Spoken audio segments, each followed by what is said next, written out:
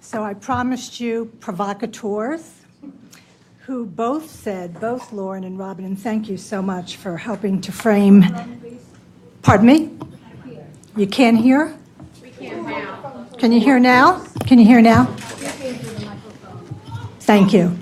So they both, Lauren and Robin, spoke about the fact that we're going to need to turn the system on its head. Both of you used those words.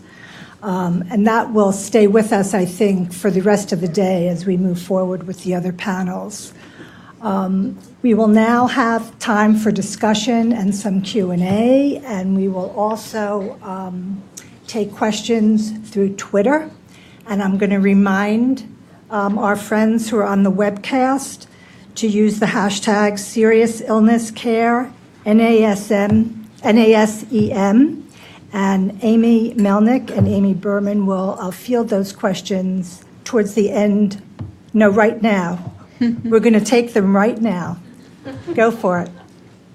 All right, we have our first question from Twitter, which is a real treat for us. So Jessica Rose, whose name on Twitter is JRose685, she tweeted in, "What about funding for community health worker programs? Evidence-based practice shows that they're highly effective and cost-effective." I'm happy to take this.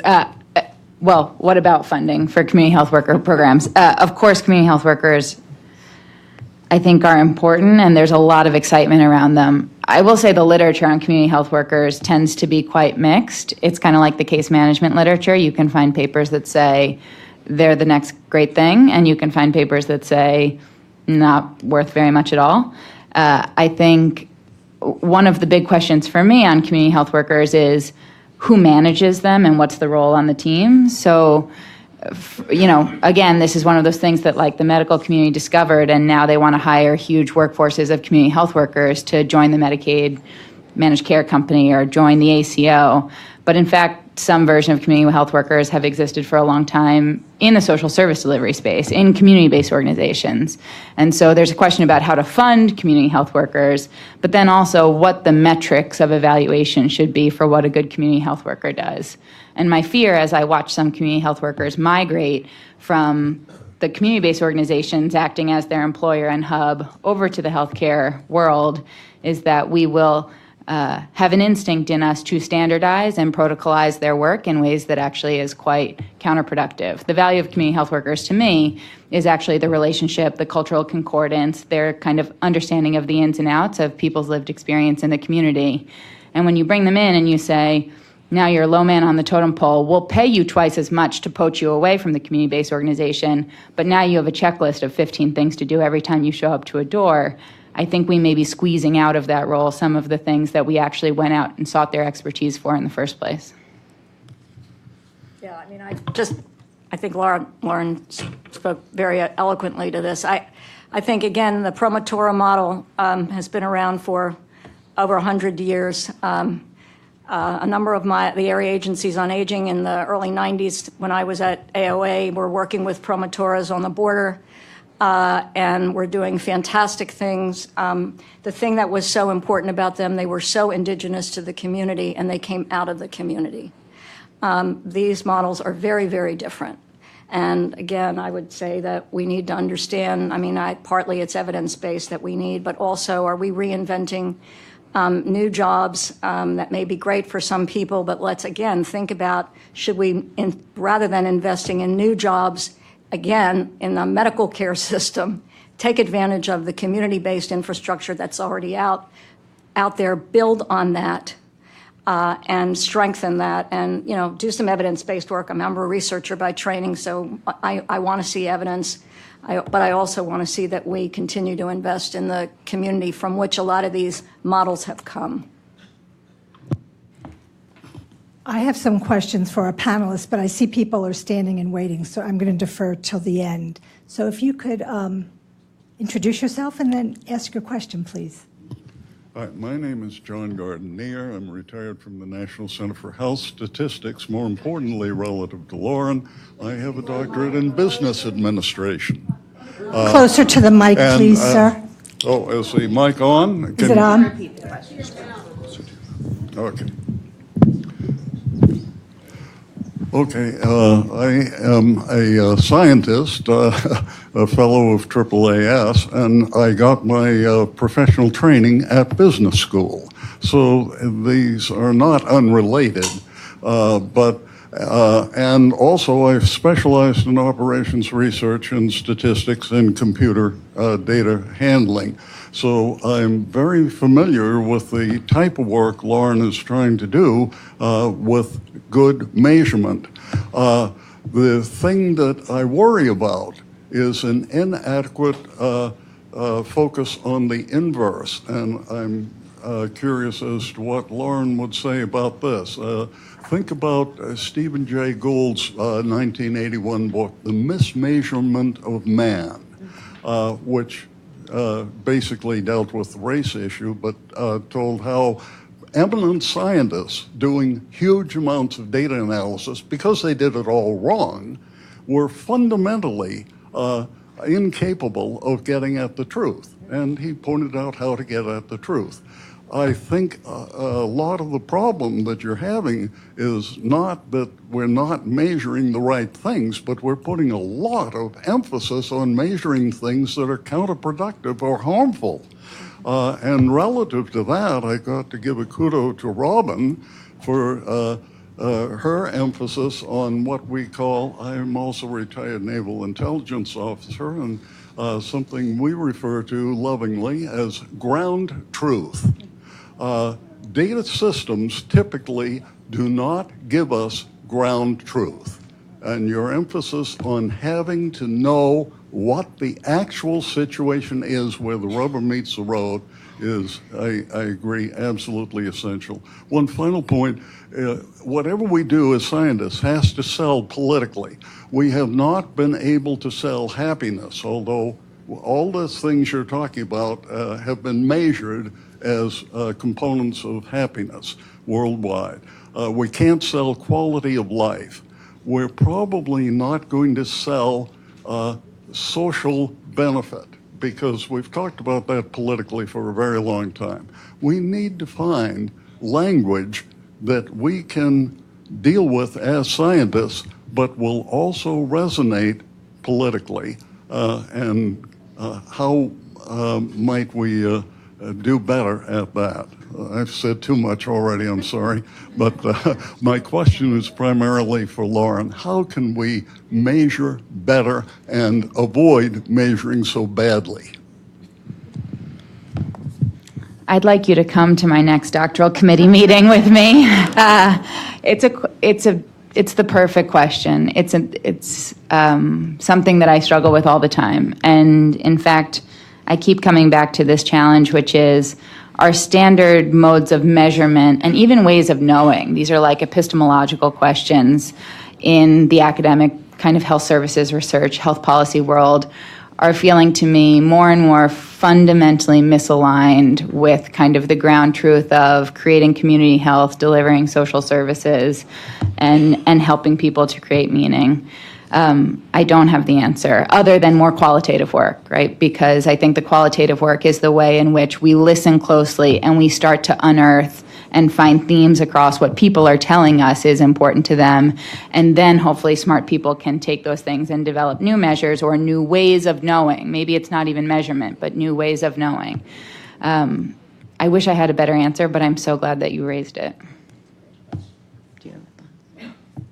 Okay, thank you. We'll go on this side of the room. Ellen? Hi, I'm Ellen Blackwell with the Centers for Medicare and Medicaid Services, and we recently announced the availability through the Medicaid Advantage organizations of an expansion of supplemental benefits, AKA home and community-based services. So to perhaps on the Medicaid side, avert or delay institutionalization and or Medicaid enrollment. So I'm wondering how the panel feels about the opportunities that are happening on the Medicare side and how that might change the long-term care landscape, perhaps on a larger scale. The devil's in the details. our organization was ecstatic that, Medicare looks like it's opening the camel's nose under the tent. I've been around for a very long time in Washington, and the question of what is defined as a supplemental benefit, how it gets operationalized, what are the incentives within plans. We've actually been talking to a lot of the managed care plans about this with respect to our work around our senior housing model. And when you start talking with them, the question is, even the way this is designed and the fact that it's going to come out of the MLR rather than out of the administrative side, there are implications, iatrogenic effects of that, because it actually raises their rates, which actually ends up being more costly to them down the road. So the question of whether they are truly going to actually invest in this, even though it's sort of opened the door to it, remains to be seen. And again, how is CMS going to interpret what is supplemental and what is not? I mean, there are so many difficult issues behind that, not to mention the fact that from a framework perspective, embedding social services in medical care scares me. I have not been an advocate of extending Medicare as a mechanism for long-term services and supports, because I see it much more as a lifestyle and quality of life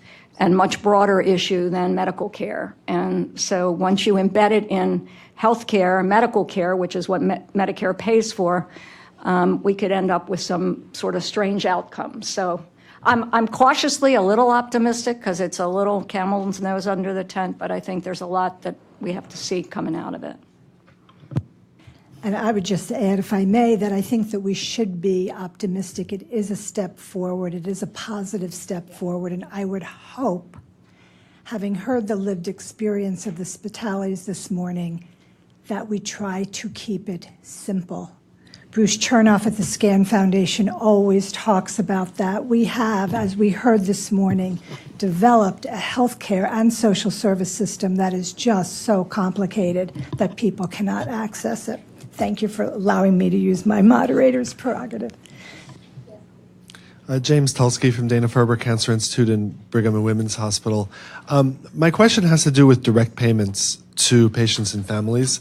Increasingly, I've been reading lots of reports about the value of doing this in a number of different settings, of actually just putting the money in the hands of the people who need it. And recently was reading, I guess there have been some thoughts about, for example, even just a minimum wage, $500 a month for everyone, these kinds of ideas. And while on the one hand, it may sound not politically expedient and problematic, on the other hand, it actually bypasses, sort of government and creating other structures. And when you're looking at things like housing or food or all of that, if the services were available to be purchased, what difference would that make? So I'm just wondering to what extent, we could just kind of bypass all this. And I know this is very simplistic, and put the hands, a certain amount of money and with whatever sorts of, whether it's everyone or whether it's people of particular need or whatever. And love to hear the thoughts on that. I don't have terribly well-formed opinions other than I think it's interesting. And I, too, have kind of mused from time to time. I think it actually is, in some sense, more politically expedient, potentially, than going and saying, I want to scale up social service spending and route it through this very fragmented and labyrinthine community-based organization system. Because I think, especially people that haven't had a lot of interaction with those community-based organizations, they feel that they're like terribly mismanaged and there's a ton of fat in the system, and any way to stay away from like that welfare delivery apparatus is better. And so, kind of pitching it to the right side of the aisle as, look, we're going to bypass kind of a bloated government bureaucracy and just put money in the hands, I think is certainly like something that's brighter minds than mine should explore on the political side. But I mean, the evidence in global health has been tremendous so far of doing these kind of either direct cash transfers, conditional cash transfers. What you find is like this is people living in profound poverty as opposed to those with serious illness. But, I think there was a stigma initially that, they're not going to know what to do with the money or they're going to mismanage the money. And my read of it is that's just not been the case. The evidence has been that people know exactly how to spend that money to their own family's benefit. So, I don't have much more than that, but I think it's worth exploring. I mean, to a certain extent, many of our waiver programs do that for home and community-based services. I mean, there's been consumer-directed models in the U.S. since the late mid-'90s, and we have evidence from the cash and counseling demonstration that not only was there no jeopardy in quality, but actually it was at least as good quality as agency-directed. You skip the administrative costs of having any kind of an agency manage it. And people, including the elderly, which they thought elderly people could not make their own decisions, people were able to use those dollars. I think, the devil's in the details, again, of how you would actually think about designing this kind of a program. And in those situations, there's eligibility, both financial as well as functional criteria for which you are eligible for that. The discussions around, a minimum income is a different one, which would be standardized across the whole population. So, but I think the idea of it is definitely worth exploring. I think we're ready for another question from Twitter, then we'll go to this side of the room. Great. Amy? Thank you so much, and good morning, and thank you for a fabulous panel. My name is Amy Melnick with the National Coalition for Hospice and Palliative Care, but I'm serving with Amy Berman today to moderate these Twitter questions. So we have a question from Allie Shoecraft. She's a pediatric palliative care social worker, and she wants to know, her question is, many healthcare systems are cutting back on social workers to trim budgets, even though clinical social workers help connect families and patients with these services. How do we best let leaders know the value when the value doesn't immediately affect the bottom line?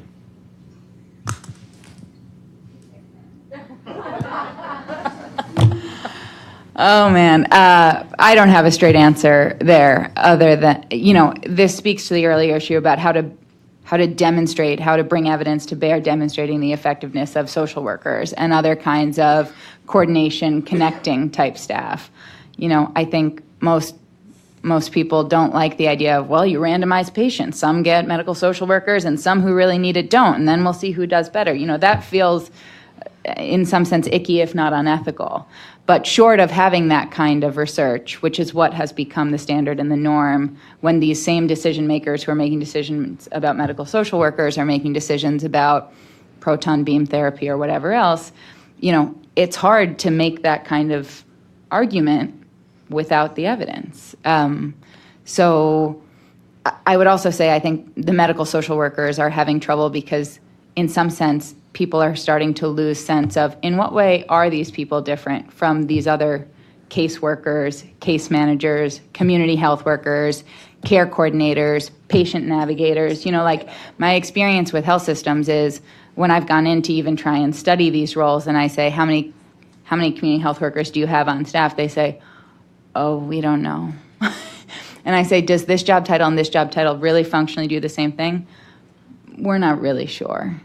And so, in some sense, they're suffering from their own success in that I think people do know the value, even if we haven't been able to show the research. And we've hired more people of that same ilk.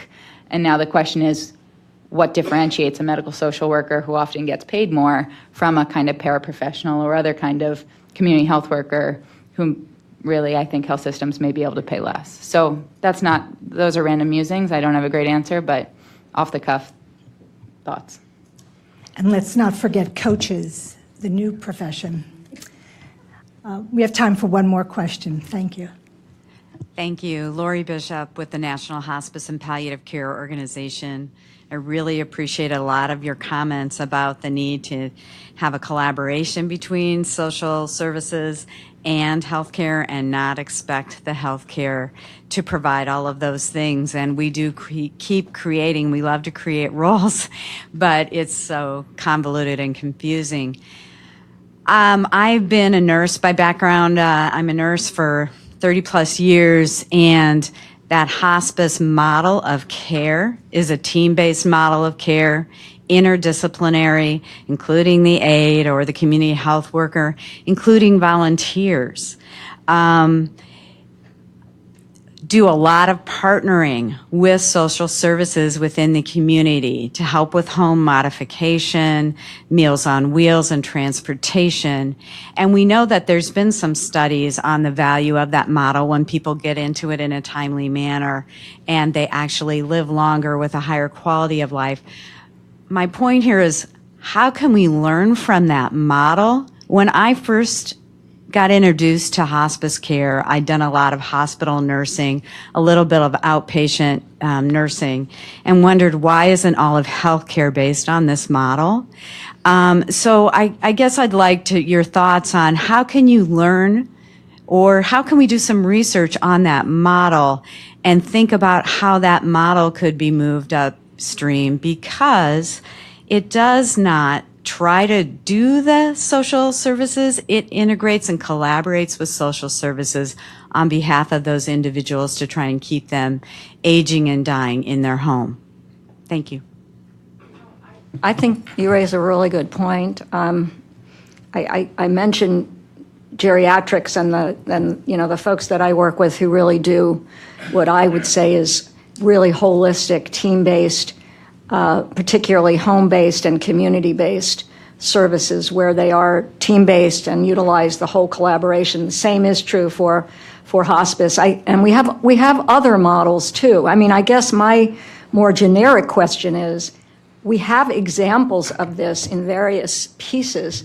It has not become normative across the entire spectrum. And I guess partly it is learning more, but I think we have evidence in a number of different areas. I think it's an implementation and scalability science that is missing in terms of how you actually move that into systems in the real world, on the ground. And all of our incentives and everything are not in sync with that. Everything from how we pay for things to how we train people to how we support a team-based collaborative approach. So I think we can learn more. I mean, I'm a researcher. I love doing research. I love doing randomized controlled trials if I can get it, or quasi-experimental design. But at some point, we also have to go beyond that to try to figure out, how do we make these things work in the real world? And that's my conundrum, is that I think we throw so many millions of dollars into looking at these various models. We actually have some that have some pretty good outcomes, and if they're not, they have a lot of face validity, but they don't go anywhere. And, that is partly a political question. It's a systems change question. I agree with you that I think we could learn a lot from hospice, not just as a hospice benefit, but as the model. Yes. And, but then we need to do something with it. Right. And let me break in to invite us to close the panel and thank them. There will be a short break here. The trick to staying on time is to find the two people that you most want to talk to and move on. And be sure to be back here by 11, because the next panel is big and has a lot to say. So do enjoy your break, but be back in your seat by 11. Thank you very much for this group.